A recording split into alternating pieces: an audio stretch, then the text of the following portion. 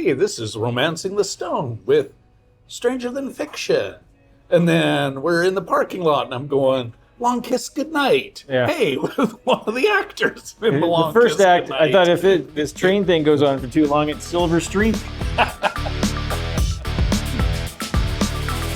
Well, hello everybody and welcome to another See It or Skip It. And here we are at the Tim Hortons.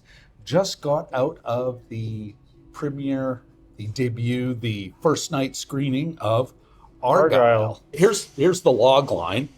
A reclusive author of trashy espionage novels discovers the plot of her new book is being mirrored in real life.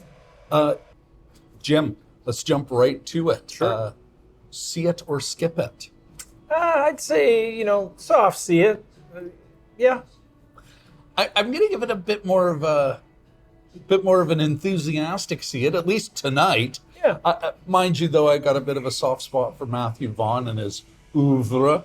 But let's get a bit deeper into the film. You're saying it's a soft see it? Give us your spoiler for your review. Sure. What did you think of it? It was... And I'll save you this last tidbit. Oh, sure. Okay. Yeah, it's a crazy, unrestrained spy novel. A lot of times when they're dealing with spy stuff, I don't think spies say the word spy so much. That's the one of the giveaway. This is not Lacar, but although he is name checked early in the first act, very early, yes. So it's unrestrained. There's the first big fight scene. I would even argue goes on a bit too long. It's a great fight scene, but it goes on a bit long. But yeah, there's this brio to it, or sort of like an enthusiasm about it, and it's goofy. It's not quite, but it's a little bit of the pull off the mask kind of level of stuff. And what really won me over is that there's a couple of sequences in the third act that are just fun and inventive.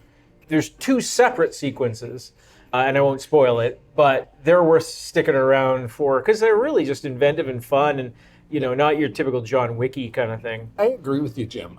I do think not just at the beginning, there's a bit of fat to trim here. The movie comes in at 2 hours and 10 minutes. And you know what? If maybe it came under 2 hours, I'd have a more enthusiastic see it. Yeah. That said, there's still some heart here. There's a bit of grounding. You had mentioned it earlier, Sam Rockwell's character. The real spy that kind of shakes up her world. There's a bigger world than your little stories there, Missy. He grounds it a bit, but it's still fun. It's still ridiculous. What I like about his films is I think he kind of enjoys these kind of stories, but also is adult enough, and he kind of counts on his audience to be adult enough to go, this is all a little ridiculous. Yeah. Let's have some fun with it, without any mean-spiritedness towards the genre. And you see it in the commitment to the music cues. There's a Beatles song. Yeah. And they hit it hard at the beginning, hit it hard at the end. Yeah, it brought a smile to my face. I had a good time.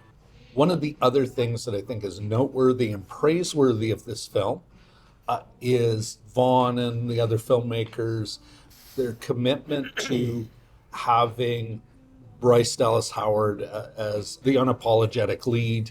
Yes. It's a better film for it. Yeah. And she gets to have fun, and they dress her up and everything else too. Jim, on that note, I think it's time to wrap it up before I do start spoiling things. Yeah, I think that's about it, eh? We're going to tack this on, Jim. It'll be seamless. One thing we didn't talk about that I think's worthy of note is Henry Cavill in this kind of weird fictional role. He seemed game. He seemed to be having a good time. Yeah. In the over-the-top costuming, the over-the-top lines he's given. And was it velour or I don't even know. Was he velvet? Like a very, and it was cut in a particular way. Yeah. And accentuated with that particular hair, kind of flat, cutty, kind of 80s flat top. Crew cut with a pompadour. I don't even know what you would call almost like it. I'm thinking like a Duke Nukem, Ronald Reagan kind of mix. Vanilla Ice. Yeah, vanilla. Yeah, That kind of. Yeah. But yeah, so I think that was worth noting. Yeah, I definitely. think that's about Oh, it. you know what? This is the joke that I was going to make. It's the prequel to American Fiction. Damn, I totally forgot about that. The whole time I was like, okay, I'll open with that. Nope. Because they're That's both gonna about writing. Yeah. The process of writing, the writer, the inner life of the writer, and they even incorporate sort of like They a have a bit meta of a dialogue bit. with the character, characters. yeah. Yeah.